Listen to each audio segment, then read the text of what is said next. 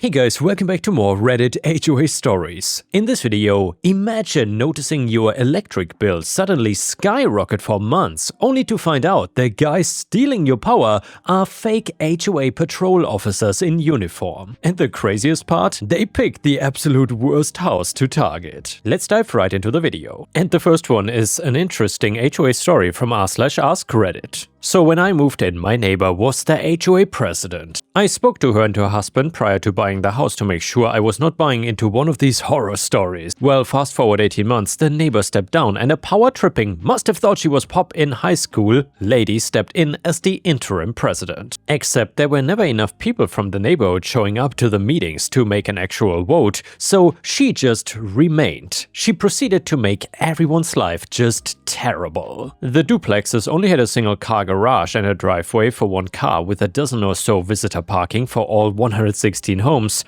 Obviously not enough, plus residents were not allowed to use them for more than a day at a time. Street parking was heavily ticketed and towed, and my home happened to sit along the edge of the neighborhood with none across the street from me, just a berm, ideal extra parking, and it never bothered me if people parked there unless they parked in a way I couldn't get my car out. Anyways, whenever someone parked there, I would de facto get the violation for it. This went back and forth the entire 4 to 5 years I lived there. At some point, they installed concrete spikes in the grass to stop people parking on it. All this did was make it so when people still parked there, they were now a problem for me getting out every time. When they parked a little in the grass, it was not really an issue for me. There was also a creepy, senile, old guy walking around who was the self-appointed neighborhood watch handing out violations. He got it in his head that me and my ex took these spikes and threw them over the berm. He screamed at us about them. "I know what you did, I know it was you." HOA accused us of theft and vandalism and then claimed they had video evidence of it. When I said that these were serious allegations and asked for the evidence, the president sent out a mass email to the HOA board telling them she was gonna give us a chance and patted herself on the back for doing so.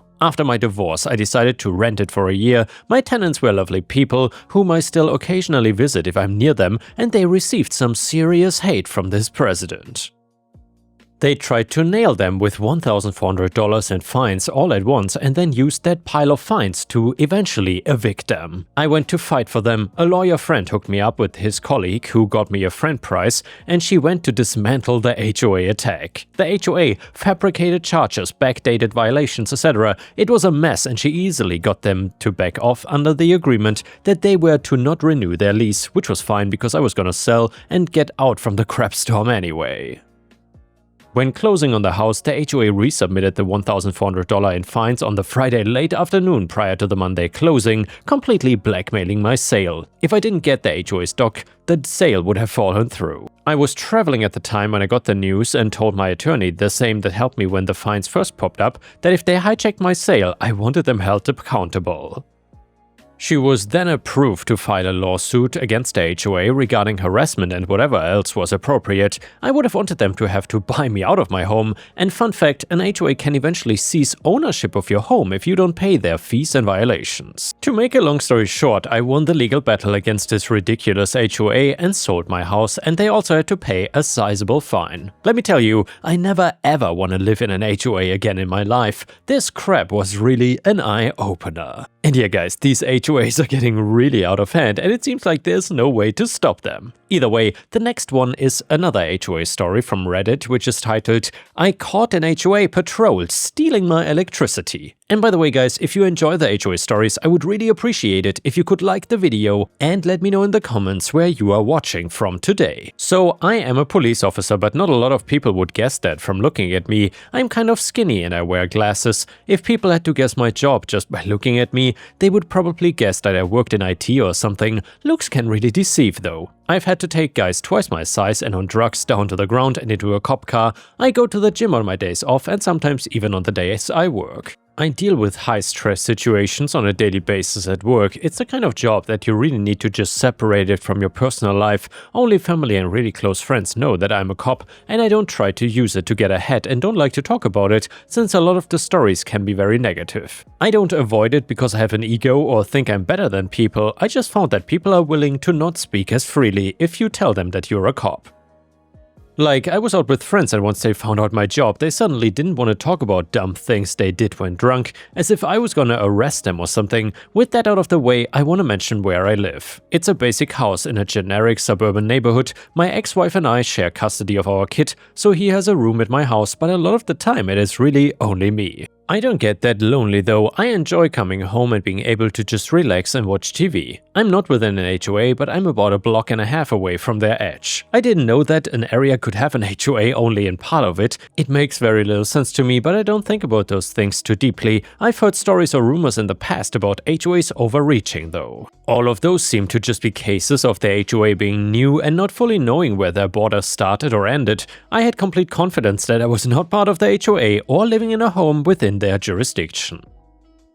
This in return meant more money for my pockets or my son's depending on the week. The HOA does something that I first thought was a safety thing. They have a few guys that drive around and wear uniforms that say HOA patrol on them. I figured it was like some HOA neighborhood watch type of thing the money goes towards. What I didn't know is that they were not looking for people sneaking onto or breaking into people's homes. Instead, they were looking to find violations from the actual HOA members and then report it back to the HOA. A way to get fines and make them look more important than they actually were. One thing that already pissed me off was that instead of just a jacket or something, they dressed these guys up to almost look like real law enforcement. I know other kinds of security do this too, and honestly it's a pet peeve of mine, usually because I feel it puts the security guys in more danger and then they don't have the real training to handle these situations.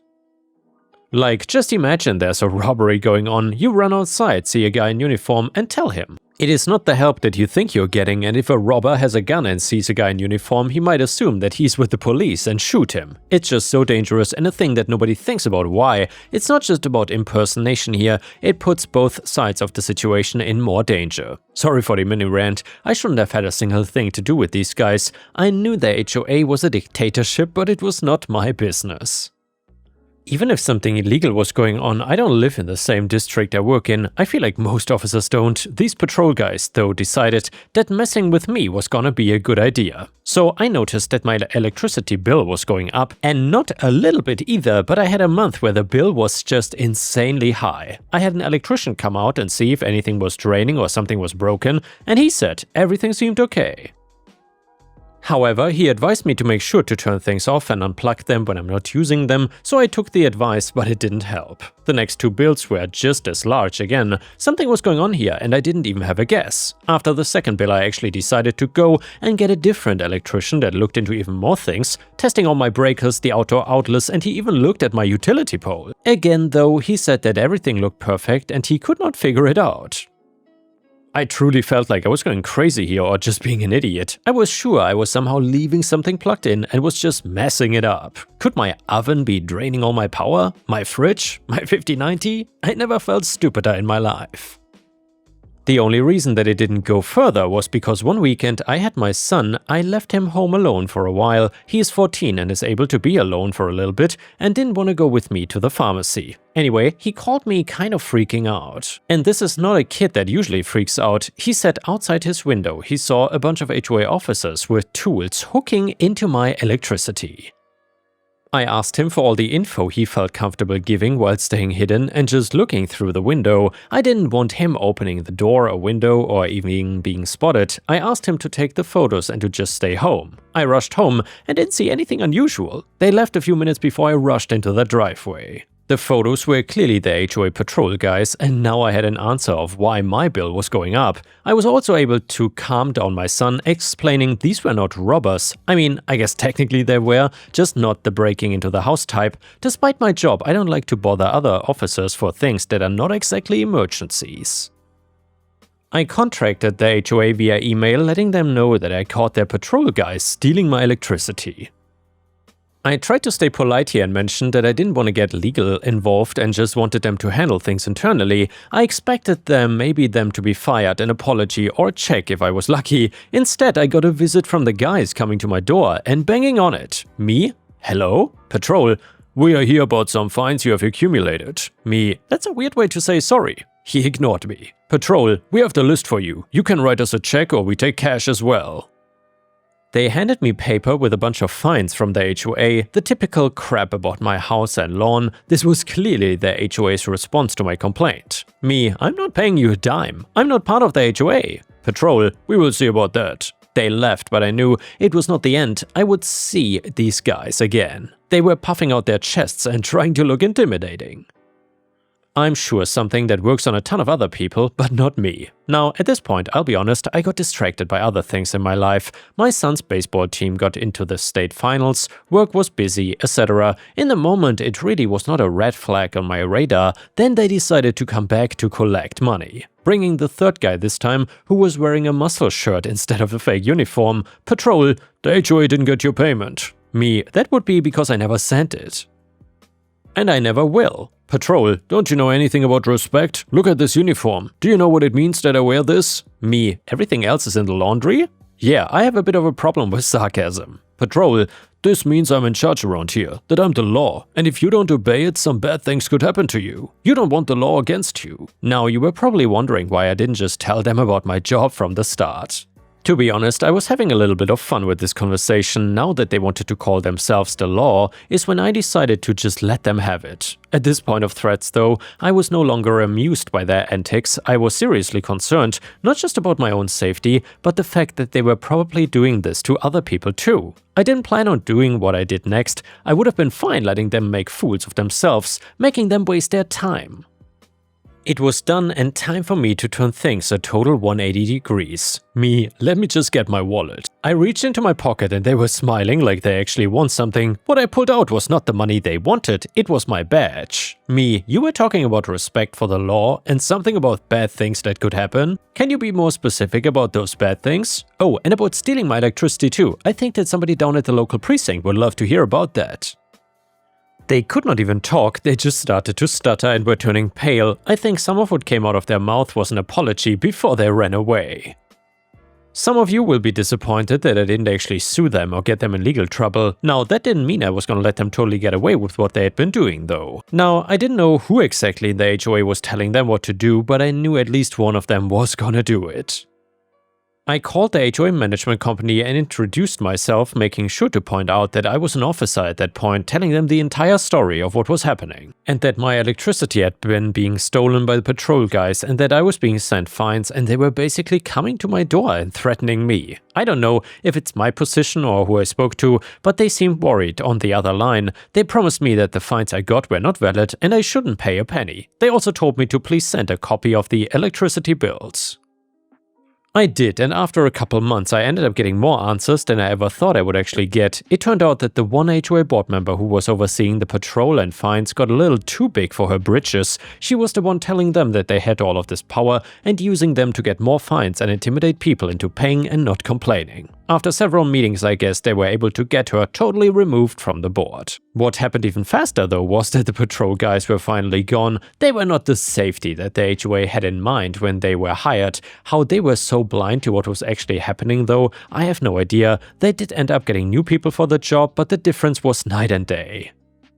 These guys didn't really have anything that would mistake them for officers. I think they just have a patch that says Neighborhood Watch now. They specifically are there to keep things safe, and I don't even think they are allowed to hand out fines to people. The other amazing thing that happened was that I actually got something in the mail from the HOA, and it was a letter apologizing to me about everything and a check for the electricity that had been stolen from me, either from their hearts or to avoid a lawsuit, I don't know, but it was still nice. So far in my life, it has been the only instance I had to pull the "I'm a cop" card. I hope that I never need to do it again, and overall, I hope that getting rid of them not only helped me, but also helped other people who may have paid fines due to intimidation tactics by these stupid fake HOA police officers. And now let's move on to the next story. It starts like this. So I live in a quiet, upscale suburban neighborhood. I'm a lawyer and I work long hours a lot and wanted my home to be an oasis for my downtime. My job can be stressful and I wanted to be able to relax. I make enough to be able to afford a few luxuries, so recently I had a beautiful in-ground pool installed. And well, I splurged a little and paid for an amazing landscaping company to come in and make things look pretty. There's lots of shrubs and plants growing in the yard,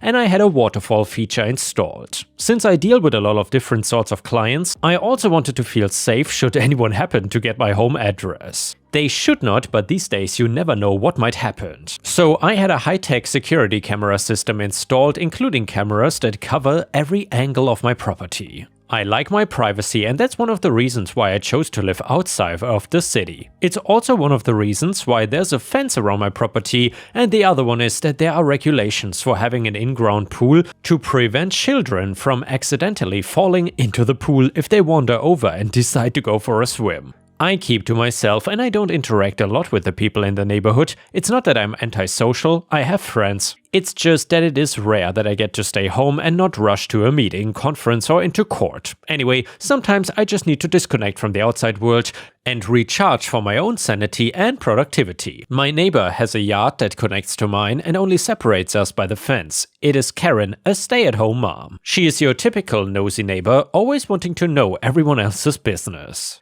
I chalk this up to her being busy with the kids at home and not getting out much. I've always been cordial when we meet outside if we are picking up the mail at the same time or anything like that, but I don't let her talk me into anything. She's always trying to gossip about one of the other neighbors. I expect that she would like me to partake so that then she can go and say, "Mary said XYZ." Well, Karen's husband is Bob. Bob is one of our town's local cops. There's not a lot of crime that happens in our town other than an occasional parking violation, and occasionally someone fills up their car at the local gas station and then drives away without paying. So whenever he can wield some authority, he does. I know that they've been looking at my pool with envy ever since I got it installed. However, it is not my fault that I can afford to have nice things. I've worked plenty hard to get them. So now that you know a little about me and my neighbors, let's get to the crazy thing that happened lately. It was a scorching hot Saturday and I was home from work. I was sitting outside, lounging by the pool, reading a book in the shade of my sun umbrella,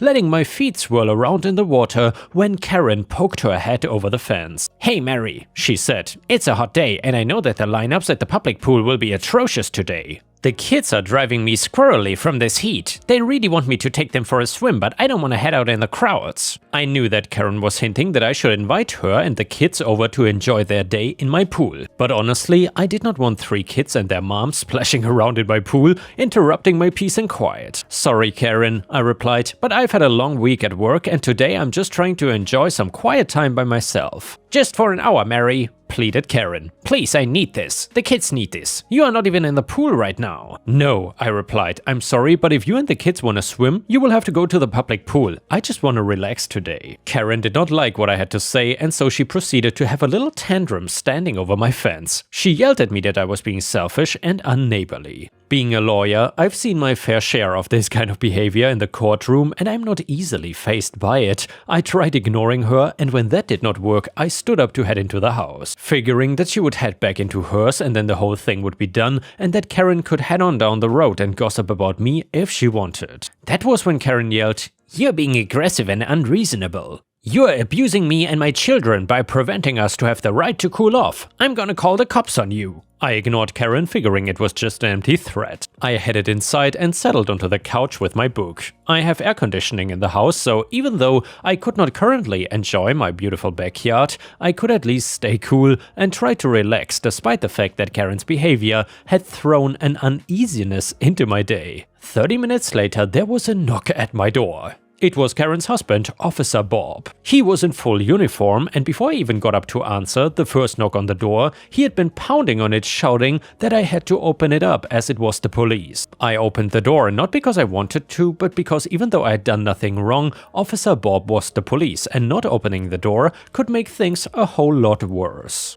"I'm here because I got a report that you were disturbing the peace with your unreasonable behavior. However, I think I could be persuaded to let the incidents go just this once if you allow Karen and the kids to use the pool for the afternoon," said Bob. "No way," I said, calmly standing my ground, just like I would if I was facing a courtroom. "I don't have to do that. You're using your badge to make demands which are not lawful. You're currently trespassing. I want you off my property right now." "I could arrest you right now," said Bob, "and I could fine you too. How much of your time and money do you want to waste with this?" "Well, do you really want to waste your time with this?" I asked. "Did you forget that I'm a lawyer? I'm just as aware of the law as you are, and you're currently breaking it. How about you leave before I make some calls to your supervisors? You, your wife and your children are not gonna be using my pool today. And after this stunt that you and your wife have pulled, you definitely won't ever be getting an invitation." "Look, lady," said Bob, "you don't really want me to have to arrest you and take you downtown in my squad car, do you? Especially not today because the air conditioning is broken and the car stinks of rotten eggs." "I don't care what your car smells like," I replied. "Your intimidation tactics are not gonna work on me. You're threatening me with something that will never stand up in court. If you arrest me, I will sue you." "You wouldn't dare," said Officer Bob.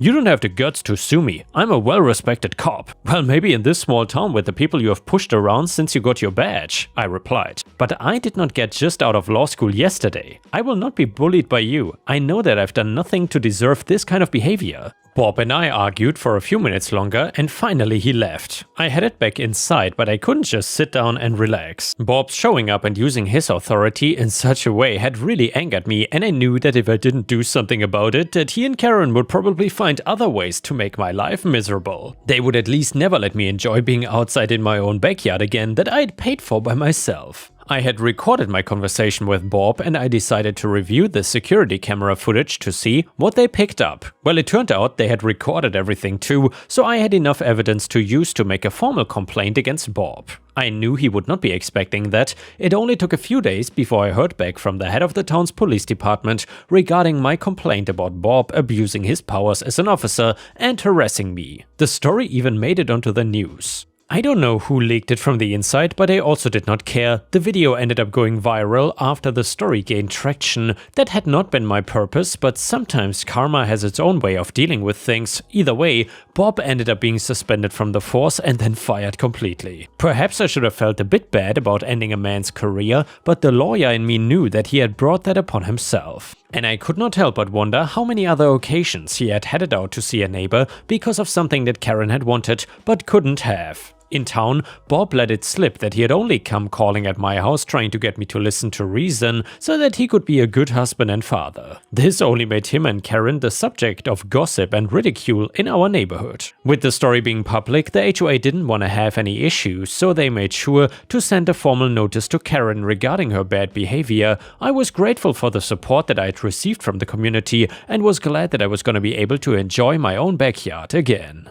I decided to throw a celebratory pool party and invited everyone in the neighborhood except for Karen, Bob and their kids. Sometimes you have to work hard for peace in your surroundings. And last night when I walked down the street to pick up my mail, I noticed that there was a for sale sign in front of Karen and Bob's house. I guess they decided that it would be better for them to leave. That suits me just fine because whether or not they are living there, I plan to enjoy my backyard and the peace that I can have in it now that I fought for justice. But there's also added satisfaction knowing that I won't have Bob or Karen or their kids peering over my fence or even looking over at me from their window because they are angry that my fight for what was right brought them to this situation where they had to learn that you cannot always have what you want and that you certainly don't get it by bullying others or abusing powers. And the next one is a beautiful petty revenge story that you don't want to miss. It is titled "The No Solicitors Sign Was There for Your Protection." So many years ago we bought a house on a street filled with original owners. The houses were built in the 50s, so all the neighbors were seniors. Since we were young, we took care of many neighbor problems like garbage cans, light repairs, and keeping the street gutters clear during storms. Our street was also prime territory for predatory door-to-door salesmen. The no soliciting signs did not deter them, and I was getting angry at all of them. I don't mind popping off when someone deserves it, but those fools paid a high price for their inability to read. One pair of obnoxious men didn't care for my tirade though, got offended and went next door to try their luck. Big mistake. That person was my favorite neighbor. My window was open and I heard her say no twice, but they wouldn't stop. I yelled out the window that she said no and they needed to go, but the offended one argued with me, told me to mind my own business. Bigger mistake. I came out of my house, gave them both a vitriolic lecture about consent, and pointed to the sidewalk. Grudgingly, they turned and headed for the next house. When they got to the sidewalk, I pointed to every single house and said they were all under my protection. I told them I would follow to each house and monitor the interactions. If they didn't leave at the first no, my lecture would start again. I meant it and followed them to the end of the street. I ruined their day, and all these years later, it still makes me smile. And yeah guys, if I made your day, please don't forget to also check out my playlist on the left for infinite content, and I will see you again tomorrow.